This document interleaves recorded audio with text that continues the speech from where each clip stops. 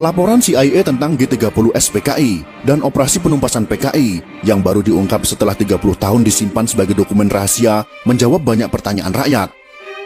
Jika bukan karena Maijen Soeharto yang tersisa dan mengambil alih komando pimpinan TNI Angkatan Darat, sejarah Indonesia pasti berubah.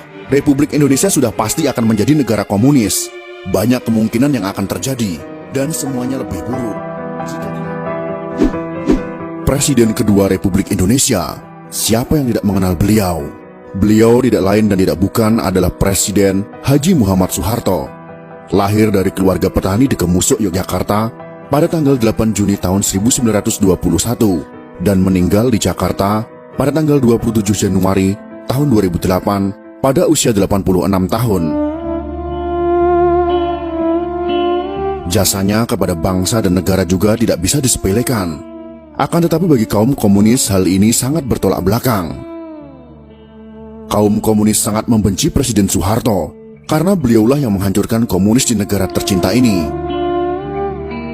Akibat dari dendam dan bencinya mereka, sampai sekarang Presiden kedua Republik Indonesia ini difitnah dengan masif, dengan cara memutarbalikkan fakta sejarah yang sudah tertulis di bangku sekolah dengan sistematis. Dari keadaan yang seperti itu, maka kami sebagai salah satu generasi yang mendapatkan pendidikan Pancasila saat sekolah di masa beliau masih menjadi presiden, merasa ada tanggung jawab untuk memberikan jawaban atas tuduhan miring terhadap beliau, untuk mengimbangi informasi-informasi yang menyudutkan beliau, terutama bagi generasi muda yang tidak tahu menahu tentang sejarah masa lalu bangsa ini. Dan akhirnya belajar sejarah dari sumber yang salah, yaitu bersumber dari orang-orang simpatisan atau pendukung komunisme yang sangat gencar ingin mengubah sejarah masa lalu mereka. Beberapa pemimpin dunia yang memuji Presiden Soeharto dalam pernyataannya. Berikut ini adalah pernyataan tersebut. Dr. Mahathir Mohamad, mantan Perdana Menteri Malaysia, mengatakan, krisis ekonomi tahun 1998 memang dirancang untuk menjatuhkan Pak Harto. Jika Pak Harto tidak jatuh, Indonesia akan jadi negara maju. Lee Kuan Yew, mantan Perdana Menteri Singapura, juga mengatakan, Pak Harto pemimpin luar biasa. Beliau harus mendapat tempat terhormat dalam sejarah Indonesia. Sedangkan Sultan Bolkiah dari Kerajaan Brunei mengatakan, dipimpin Pak Harto, Indonesia bersatu, pemerintahan stabil, ekonomi maju pesat, sangat disayangkan beliau dijatuhkan.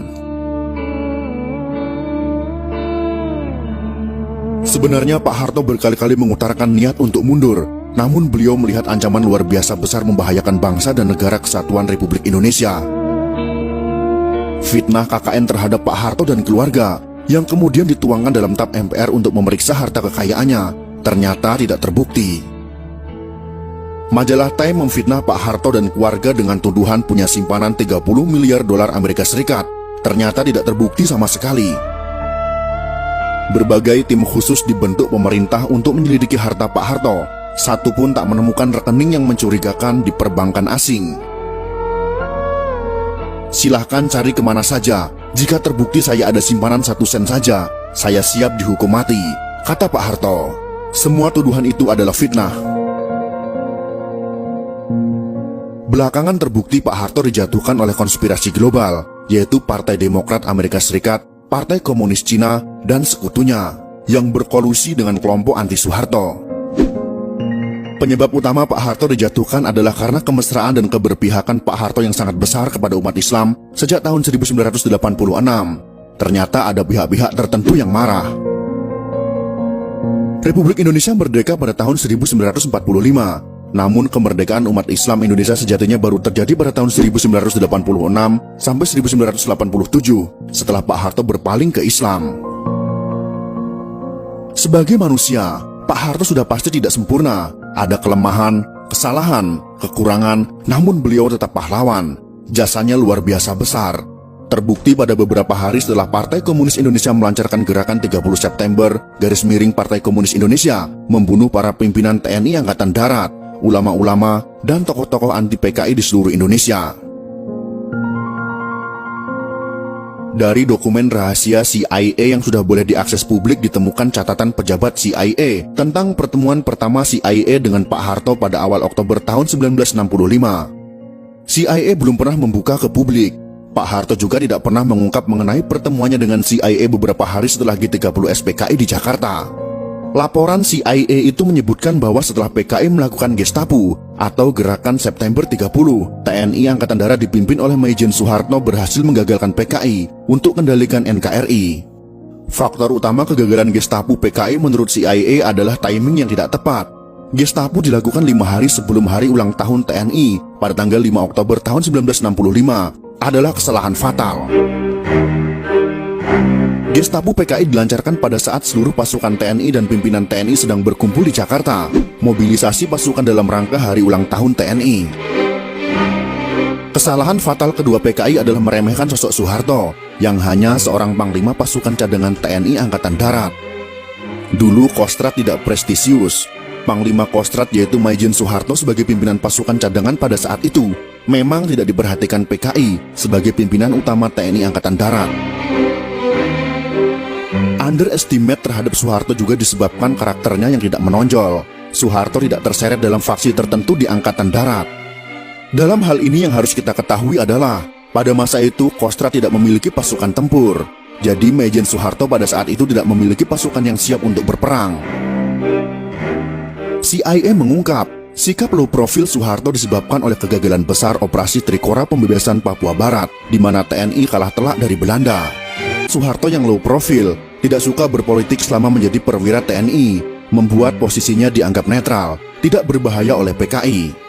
Di internal TNI pada saat itu, ada TNI faksi pro Soekarno, seperti Jenderal Ahmad Yani, ada faksi pro Abdul Haris Nasution, yang anti PKI, dan faksi TNI yang pro dengan PKI.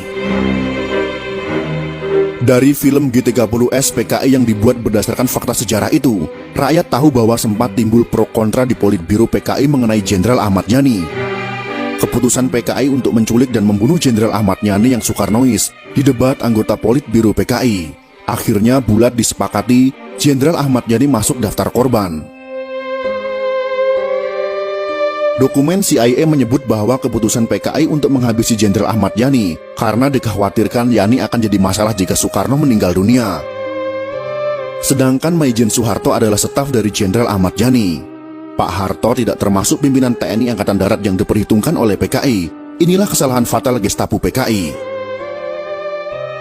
Laporan CIA jelas menyebut ada kesalahan analisa Politbiro PKI dalam menyusun daftar korban.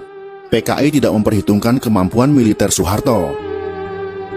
Secara politik, benar Maijen Soeharto sudah tamat karena memalukan Soekarno. Secara militer juga tamat karena hanya jadi panglima pasukan cadangan. Dari perspektif faksi militer, Soeharto tidak masuk faksi manapun. Soeharto hanya dianggap bayang-bayang Jenderal Ahmad Yani. Gestapo pun dilancarkan PKI. Pertanyaan besar pun muncul tentang faktor keberhasilan Soeharto melakukan serangan balasan terhadap aksi Gestapo yang berujung kepada penumpasan PKI terjawab dalam laporan CIA. Saat hampir semua pimpinan TNI Angkatan Darat yang anti PKI dan pro Soekarno sudah dibunuh PKI, yang tersisa hanya Maijen Soeharto dan Jenderal Nasution yang terluka. Muncul pertanyaan, mengapa Soeharto bisa memobilisasi TNI begitu cepat dalam jumlah besar?